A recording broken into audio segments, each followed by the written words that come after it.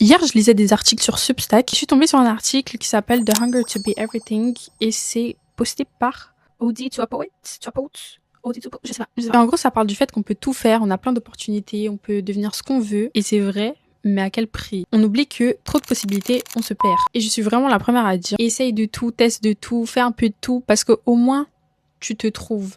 Mais avoir trop d'options, c'est aussi quelque chose de mauvais. Si tu te réveilles le matin et que tu prends déjà ton téléphone, tu vois déjà la vie des autres. Donc tu commences déjà en vivant à travers les autres. Et puis tu fais quoi? Généralement, tu te compares. Et petit à petit, tu vas moins vivre ta vie et tu vas plutôt vivre celle des autres. Et récemment, j'ai compris un truc sur moi. C'est pour ça que cet article m'a fait écho.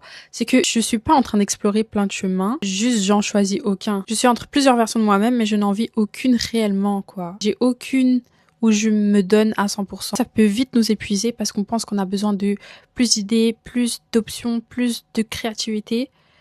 Mais c'est juste qu'on s'engage jamais dans une chose à 100% parce que on est toujours rempli d'informations durant la journée. J'ai vu aussi dans un article qui parlait que en 2007, l'équivalent de ce qu'on avait sur les réseaux sociaux, c'est comme si on lisait, je pense, 170 journaux entiers en 2007.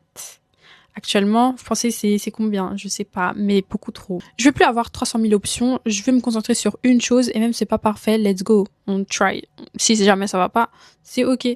C'est ok, on recommencera. Les réseaux, ils jouent un big rôle dans tout ça. On est exposé à trop de vie, à trop de versions de ce qu'on voudrait être, de ce qu'on devrait être. Au lieu de se construire, on va plutôt s'adapter à ce qu'on voit, à ce qu'on consomme, au type de contenu qu'on a sur nos réseaux. Et on peut vite se retrouver dans un cercle vicieux. On teste les identités, on abandonne et on recommence.